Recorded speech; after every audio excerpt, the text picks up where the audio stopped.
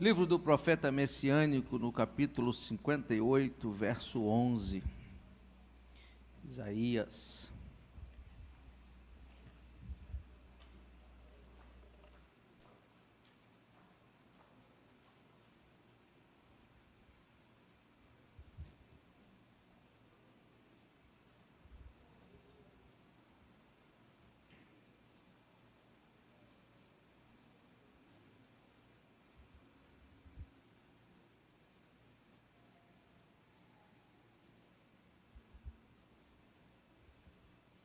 Isaías 58, verso 11.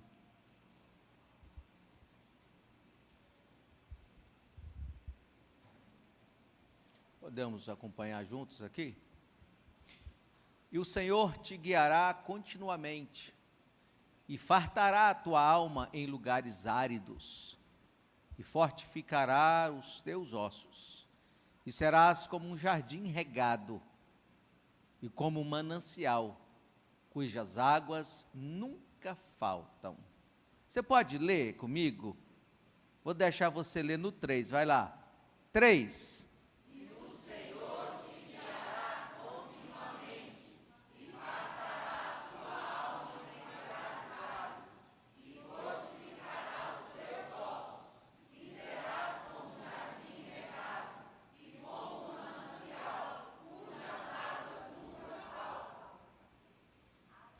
curve a sua cabeça. Bendito é o teu nome, meu Deus, meu Pai. Tua igreja se reúne na véspera de Natal, Senhor, dia do teu aniversário, e os teus filhos estão aqui. Muitos já viajaram para compartilhar e participar com as suas famílias, mas um grande número aqui está. E os que aqui vieram, Senhor, vieram apresentar a Ti um culto de louvor e adoração a Ti. E Tu me colocou no coração esse texto para compartilhar com eles. Mas eu preciso de graça, eu preciso de revelação, de autoridade, de dom. Eu preciso, Senhor, que Tu confie em mim mais uma vez o dom da palavra. Sê comigo uma vez mais, para que eu possa ser porta-voz da Tua palavra, por misericórdia e por amor do Teu Filho Jesus Cristo. Amém. Por favor, tome os seus lugares.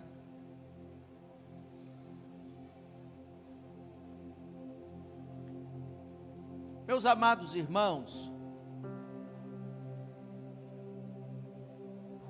na nossa vaidade, no nosso dia a dia, nós estamos sempre em busca de alguma coisa que nos favorece, que trabalha na nossa autoestima, no nosso ego. Estamos sempre procurando nos sentir confortáveis, como somos, com o que temos, aonde vamos.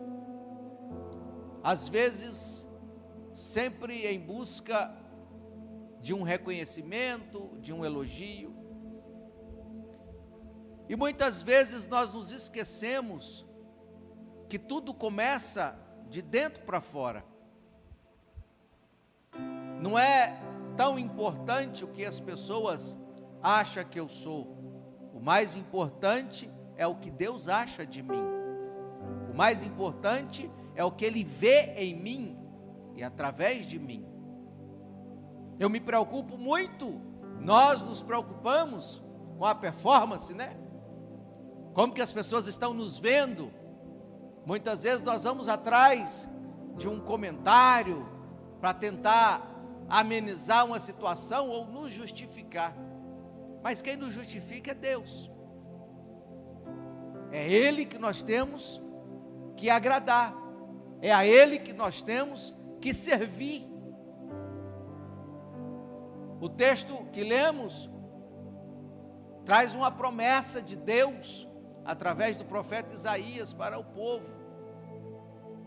Quando você lê a partir do primeiro versículo, você vê que Deus está repreendendo o povo.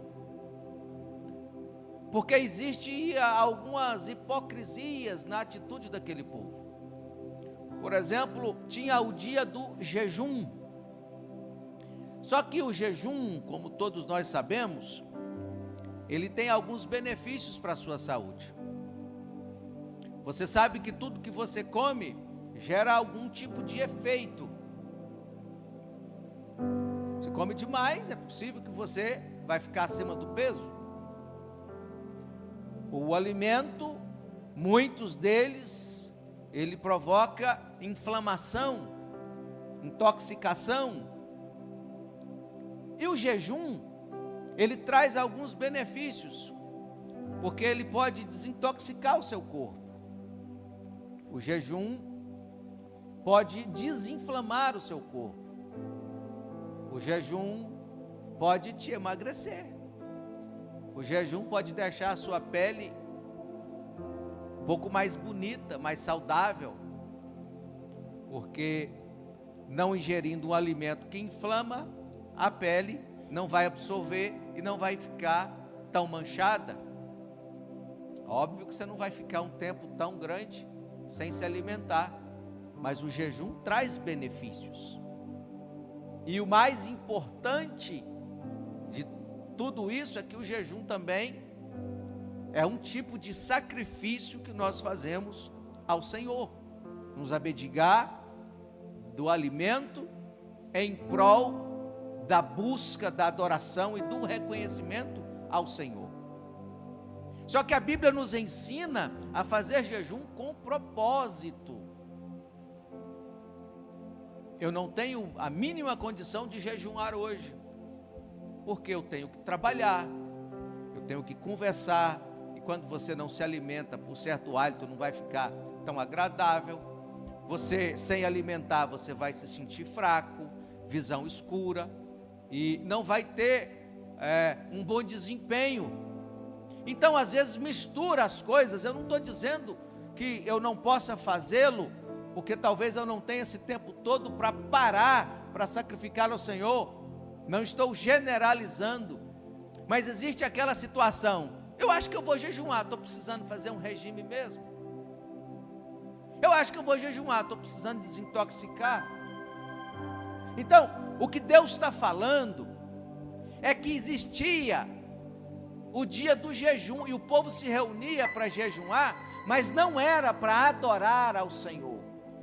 Era jejum de hipócritas, jejum mentiroso. Eles estavam preocupados em aparentar para os de fora que eles eram crentes, que sacrificavam ao Senhor, mas na realidade eles estavam preocupados com outra coisa. Era mais estético do que sacrifício ao Senhor. Ele se reunia em cultos, e alegando que eram cultos de adoração ao Senhor, mas na realidade eram banquetes de confraternização, onde eles iam apresentar-se a si mesmo, aos outros, uns aos outros, cada um mais bem vestido, mais cheiroso que o outro. Não tinha nada de adoração. Eram crentes hipócritas que cumpria uma tabela, E eu fico analisando o contexto da atualidade. Parece que se você não for protestante, cristão hoje, você está fora da casinha, Tem muitos famosos aí alegando que são crentes, mas não mudou de vida. Outros dão até entrevista e falam língua estranha para mostrar para o entrevistador como que fala língua estranha. São relacionamentos mentirosos, Nós temos muitos profissionais do púlpito. Eu vi um certo moço pregar para uma plateia de jovens, e ele fez todo mundo chorar. Um discurso extraordinário. Depois eu descobri que ele era apenas um coach e não era nem crente. Ele só era um profissional do discurso. E ele usou Bíblia numa reunião de jovens da igreja. Então a gente fica vendo algumas hipocrisias, e essas enfermidades vai tomando conta da nossa alma, a hipocrisia vai trazendo resultado no nosso corpo, e o povo começou a perecer, o povo começou a ser destruído, o povo começou a ficar recebendo os resultados das suas atitudes, porque Deus foi se virando contra eles. Tem gente que tem muito medo do diabo. Para com isso, não subestime, mas medo dele, melhor você ter medo de Deus, porque tudo é dele, tudo é para ele, tudo ele vê, e o diabo só pode atuar se Deus permitir. A uns, Deus fala: Satanás, você não passa nem perto. Outros, Deus prefere ficar calado, porque as atitudes atraem mais ao diabo do que a Deus. E como Deus pode atuar ou trabalhar a favor de defesa de alguém que age assim? Então, Deus fala através do profeta, para que o profeta os convença a serem cristãos verdadeiros, cristãos com princípios, que valorizem a presença do Todo-Poderoso. E então o Senhor começa a prometer coisas extraordinárias para aqueles que reconduzissem a sua vida, a sua conduta cristã. E tudo aquilo que nós estamos procurando, tudo aquilo que nós queremos e precisamos, o Senhor promete. Porque todos nós precisamos de tomar decisões todos os dias, precisamos ser dirigidos, guiados. E aí, nesse único versículo, eu anotei aqui algumas coisas, e o Senhor promete ao povo: o Senhor te guiará continuamente. O texto não está dizendo que Ele vai mandar um mapa, o texto não está dizendo que Ele vai te dar o GPS, o texto não diz que Ele vai te ensinar o caminho. O texto diz: eu os guiarei continuamente, eu vou estar junto deles. Irmão, o que Deus quer não é estar sentado lá no trono liberando a bênção que você tanto pede. O que Deus quer é pegar na tua mão e andar com você por onde você for, para que Ele seja o guia da sua vida, o guia do seu caminho, para que Ele não te deixe cair nos buracos da vida, para que Ele não te deixe arrebentar, mas que Ele seja a tua estrutura, o teu guarda, que Ele seja aquele que te apacenta, que te promove, que te cuida, para que você não venha se destruir. Ele não está dizendo que de vez em quando Ele vai guiar, Ele não está dizendo de quando em vez, Ele está dizendo continuamente, toda hora, todo dia, estarei convosco, todo momento, eu os guiarei, eu serei contigo. A gente não pode ser guiado por Deus de vez em quando, porque tem dia que eu acerto o alvo, e tem dia que eu estou muito distante do alvo,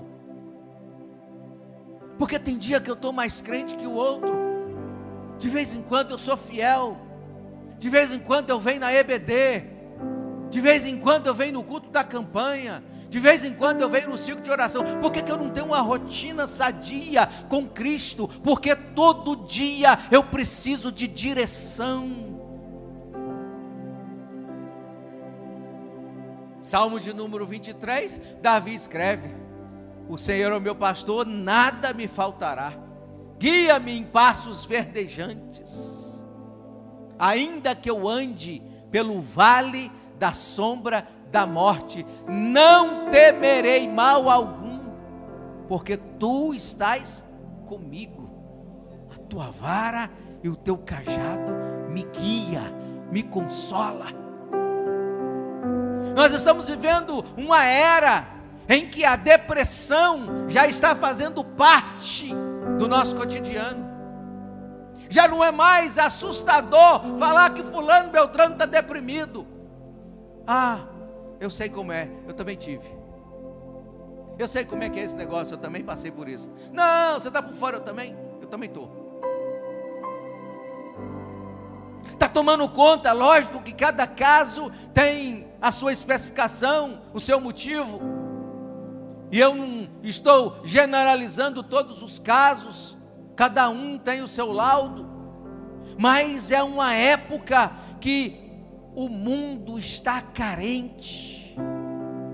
A ciência provou que os profissionais que mais vão ganhar dinheiro nos próximos 20 anos são os psicólogos.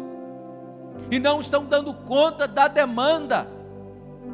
Eu falo isso, eu tenho psicóloga dentro de casa, tenho um filho psicólogo, não dão conta da demanda. Se eles fossem atender todo mundo que os procura, eles não tinham vida, não descansava, não dormia. A procura está grande. Eu já mudei o meu gabinete. Quando é espiritual, eu sento na minha mesa e tenho uma cadeira para eu atender. Mas de repente eu percebo que não é mais espiritual, já é psicológico. Aí eu já saio e vou para a poltrona, para tentar conduzir essa pessoa a um outro consultório. Porque eu sou pastor. As pessoas estão muito carentes. Mas a carência maior é de ouvir a voz de Deus, é de ser guiado por Deus. E Ele está dizendo: eu os guiarei continuamente. As águas não te submergirão, o fogo não te queimará. Deixa Deus estar mais perto. Para de tratar Deus lá no trono, irmão. Ele é o Todo-Poderoso, sim, mas você está olhando para Deus como aquele que está sentado no trono com um cajado, só para te julgar, ser severo. E Ele está dizendo: ei, eu quero estar perto, eu quero habitar em ti, eu quero estar ao seu lado, quero te conduzir, quero te direcionar o caminho, quero te falar para onde ir e como ir, quero abastecer a tua alma, o teu coração, a tua vida, quero fazer um milagre contínuo na sua vida. Você precisa ter experiências com Deus. Deixa Ele te dirigir. Eu me lembro que, recém-casado, há 27 anos atrás, né?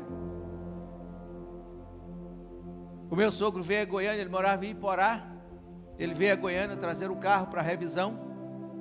E ele ia esperar até que o carro ficasse pronto. Mas surgiu uma urgência lá em Iporá. Ele precisou de ir. Eu disse: eu vou levar o senhor. E como a situação era bem escassa, ele abasteceu, encheu o meu tanque para eu levá-lo lá em Iporá. Eu com a Gisele. Lá deixamos, ficamos um pouco e voltamos. Na hora de sair, ele me deu uma nota de 100 e falou: abastece para você acabar de chegar, senão não dá. Mas você sabe como é que é, né, irmão? Pobre.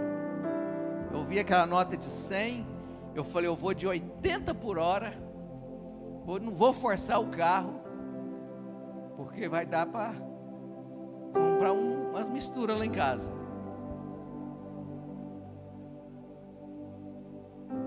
E vim, e me empolguei,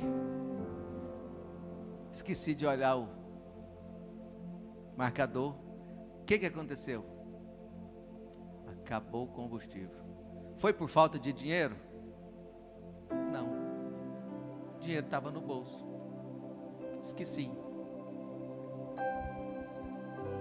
Era noite.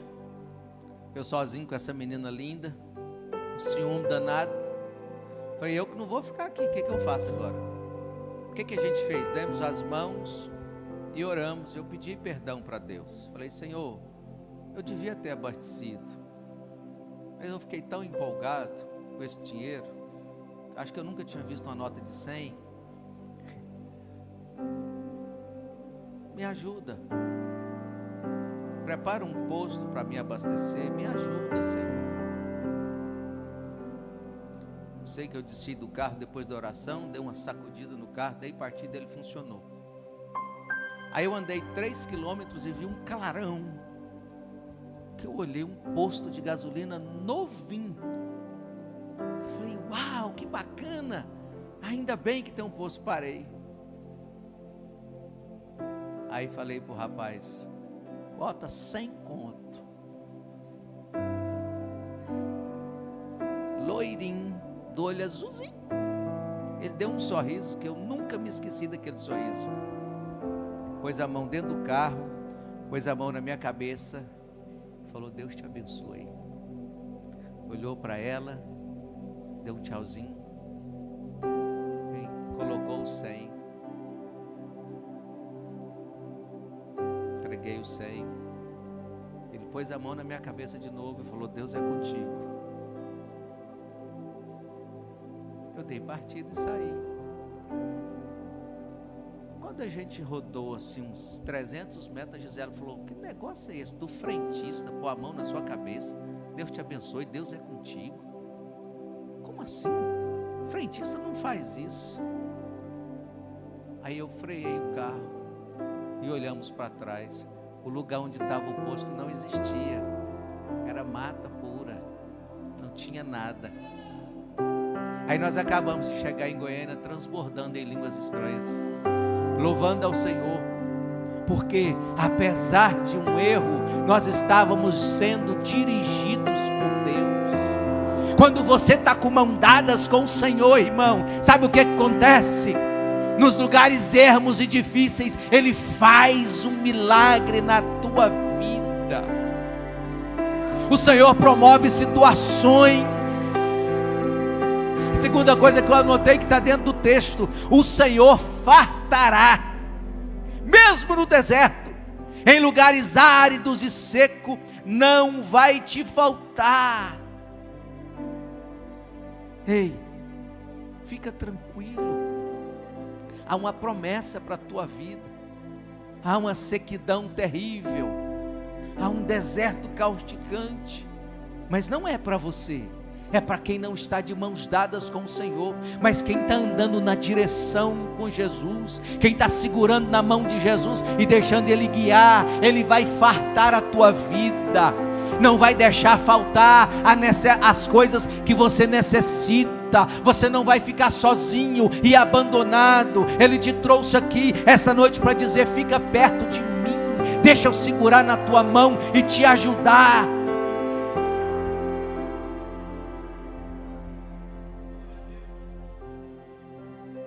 A melhor coisa que a gente tem, sabe quando você tem uma aliança bacana com alguém?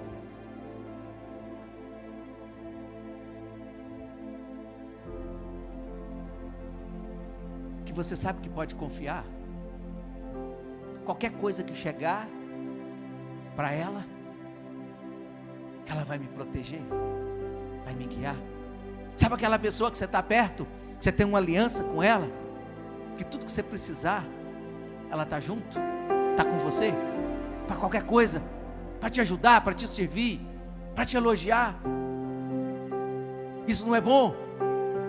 Às vezes você chega em casa chateado, porque alguém falou alguma coisa, te magoou, te feriu. Aí a pessoa que você confia, olha dentro dos seus olhos e fala: eu estou aqui, do seu lado, com você, eu te conheço, sei quem você é, você não é assim? Aí você descansa o coração, ganha colo, ganha cafuné. É isso que Deus quer com você, é desse jeito. Ei, sabe quando você não tem medo de pedir alguma coisa para Deus? Agora, você sabe o que eu quero falar para você nessa noite? É que se você manter esse relacionamento com Deus, você não vai precisar pedir nada, vai ter fartura. Sabe quem tem falta? Quem está com falta de Deus. Porque até no meio das dificuldades, o crente que está em comunhão canta. Até no meio das lutas, o crente que está em comunhão sorri, porque nós temos convicção. Ei, Deus tem fartura para a tua alma nessa noite. Ele não vai deixar faltar, Ele não vai deixar faltar. Ele te trouxe aqui para dizer: ei, a falta que está na tua casa, na tua vida hoje, está com data marcada de retirada, porque eu vou descer com abundância, eu vou mudar a tua sorte, vai ser fartura de paz, de alegria, de provisão, de restauração.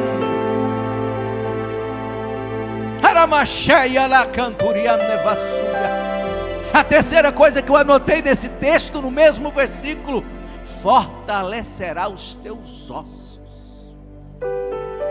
Ei, o Senhor está prometendo, se esse povo for sincero comigo, se esse povo for verdadeiro comigo, eu vou dar saúde.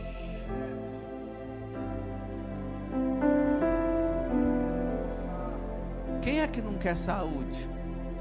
Pastor, então eu estou doente porque eu não sou fiel?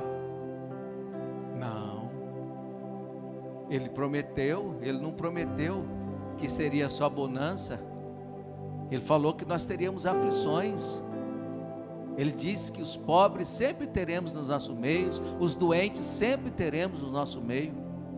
Mas ele disse: eu estarei convosco, e aquele que estiver comigo receberá a cura, o milagre, a restauração, a provisão. Eu estou falando de confiança, de ter Ele ao seu lado. Ele vai te dar o que você precisa. O povo não estava em busca de saúde, de vaidade, de performance. Deus está dizendo: não precisa desse sacrifício todo. Seja fiel a mim, que eu darei a vocês tudo o que vocês estão pedindo. Eu fui num culto, numa confraternização dos dirigentes essa semana, e aí um moço senta do meu lado, muito simples, porém muito rico, e começou a falar: pastor, Deus me ama demais, tem me abençoado demais, tudo que eu ponho a mão prospera, dá certo, e começou a falar dos benefícios, das benevolências. Eu fiquei feliz. Depois eu sentei com o pastor daquele moço. Ele disse: pastor, aquele moço é pau para toda obra, fiel em tudo, tudo que precisa ele ajuda, está pronto para tudo. Se eu chamar, ele larga tudo que está fazendo e vem servir a obra. Estamos construindo uma igreja, ele é o maior mantenedor da obra, mas quanto mais ele investe aqui. Essa semana nós precisávamos de um serviço aqui que custava 20 mil reais e nós não tínhamos dinheiro. Ele foi lá e pagou. Aí uma empresa que ele estava pleiteando um serviço já há muitos anos, que não assinava contrato, do nada ligou e falou: vou assinar o contrato. É só um contrato de 300 mil reais semanal. Então tem hora que vem um sacrifício na tua vida, irmão, e por causa da sua escassez, da sua preocupação, do seu pouco, você só vê crise e tem medo de investir. Ninguém ganha de Deus no quesito dar. Pastor, eu não dizimo porque o senhor sabe, o trem está feio. Pastor, eu não oferto porque eu não tenho. Até o que tem lhe será tirado. Você precisa entender que tudo é dele. Seja mão aberta, aproveita as oportunidades, porque o que Deus tem para você é abundância, é fartura, e Ele tem para você saúde, saúde física, saúde emocional, saúde espiritual. Ele tem abundância, Ele vai cuidar de você. Quarta coisa que eu anotei: serás um jardim regado. Ei, você conhece um jardim bonito, regado?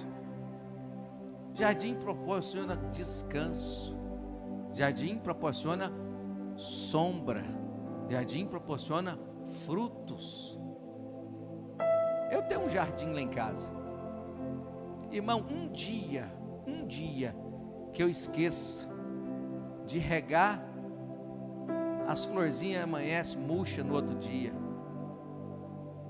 os frutozinhos que estavam começando a nascer seca, cai, tem que começar o processo de novo. Tem que estar frequentemente jogando um fertilizante, um adubozinho, e tem um jeito certo. Você tem que aguar as plantinhas antes das 10, até as 10 é o momento certo. Depois das 10 dá um choque térmico, porque o sol já esquentou a terra, dá um choque térmico, pode matar a raiz.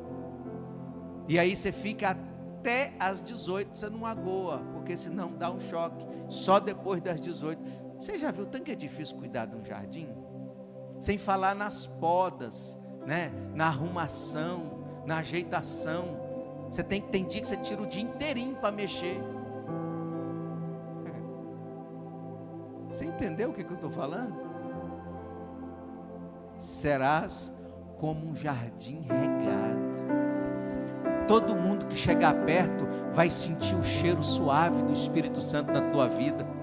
Todo mundo que chegar perto vai colher fruto do seu jardim. Todo mundo que chegar perto vai ver a beleza espiritual que tem na sua alma, na sua mente. Todo mundo que chegar perto vai ter a provisão, só porque você é amiguinho de Deus. Ei, tem a unção do jardim regado para a tua vida. Não precisa se desesperar, porque essa é a promessa de Deus para a tua vida. Essa é a promessa do Todo-Poderoso. A quinta coisa que eu anotei aqui: multiplicação. Serás como manancial de água inesgotável. Nós lemos isso aqui. Irmão, espera aí, todo ano tem a baixa, não tem? A seca. E quem tem a sua represa, o seu lago, algo assim, todo ano, não é?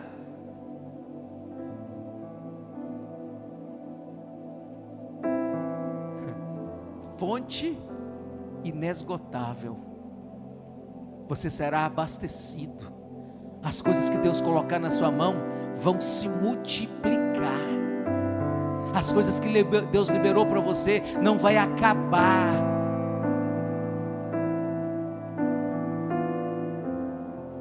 Hoje eu pus esse terno aqui. Eu estou tão feliz, irmão, que tem 8 anos que eu não ponho ele. Ele não entrava nem no braço. Agora eu abotoei, a Gisele olhou e falou assim: uai, você comprou esse terno agora? Eu falei: não, tem 8 anos, eu só mandei lavar. Uai, mas por quê? Porque ele está servindo. Nossa, está novinho, tem 8 anos. Irmão, o povo de Deus que saiu do Egito para a terra prometida, você não tem noção, né? Eles não compravam sapato não, irmão, nem roupa, porque não tinha loja no deserto. Mas foi uma promessa de Deus: o sapato vai permanecer novo e vai crescer junto com o pé. A roupa vai permanecer nova e vai crescer junto com o corpo. Irmão, Deus era tão carinhoso, que até se a pessoa engordasse, a roupa crescia junto, não ficava apertado. Você tem que ser amigo desse Deus. Não, se você não for amigo desse Deus, eu não estou te entendendo não. A provisão que Ele dá em todos os aspectos, não vai faltar fonte para a tua vida, não vai faltar fonte para a tua alma. Abraça o Espírito Santo, exalta esse Deus, glorifica, porque o prazer dEle é te abençoar, te enriquecer e fazer de você uma fonte inesgotável. Há uma abundância para a tua vida nesta noite. Vai abastecer muitos aqui nessa noite. Fica de pé no nome de Jesus.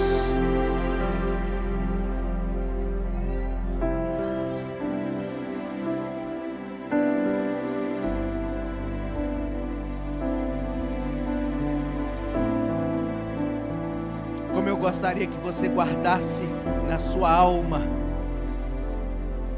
Senhor te guiará continuamente. Primeiro tópico: Senhor te fartará, Senhor te fortalecerá, o Senhor fará com que você seja um jardim regado, e o Senhor te dará multiplicação. Que você guarde essa palavra no seu coração. Talvez é a última que você vai ouvir do seu pastor antes do Natal, mas eu quero que você tenha o melhor Natal da sua vida, porque todo ano a gente se reúne com a família, e a gente come muito, festeja muito, isso faz parte, mas a gente esquece do principal: nós estamos comemorando o nascimento de Jesus. Então tenha um momento com Ele, tenha um momento de culto e adoração a Ele. Não sirva a ceia, não participe da janta sem falar com Ele, sem dedicar um momento de exaltação e glorificação ao Senhor. eu quero abençoar a tua vida, quero ministrar na sua vida agora tudo que nós falamos aqui, a fartura do Senhor, a multiplicação do Senhor, a direção do Senhor. Que você saia daqui nessa noite recheado de bênção e de milagres para contar, e que ao te verem vão dizer e perceber que algo diferente aconteceu na tua vida. Eu te abençoo no nome de Jesus, Pai Santo, Pai querido, Pai poderoso. Em nome de Jesus nós estamos dispostos a ser guiados por Ti, Senhor. Mas não nos guie de vez em quando, nos dê a graça de sermos guiados continuamente. Senhor, dá fartura na nossa vida emocional, sentimental, espiritual. Dá fartura na nossa despensa, Senhor. Fortalece a nossa alma, Senhor. Fortalece os nossos ossos. Dá-nos saúde, ó Deus querido. Deus querido, que o nosso jardim seja um jardim regado, que sejamos exatamente como um jardim regado para a glória do Teu nome. Nos dê a bênção da multiplicação, Senhor, fonte inesgotável continuamente. Eu profetizo a bênção pastoral e abençoo o Teu povo, abençoo os irmãos, abençoo os obreiros, abençoo os pastores, abençoo as mulheres, os jovens, as crianças. Eu profetizo, Senhor, um tempo de abundância para a glória do Teu bendito e santo nome. Eu os abençoo em nome do Pai, do Filho e do Espírito Santo de Deus. As palmas aplaudem ao Senhor.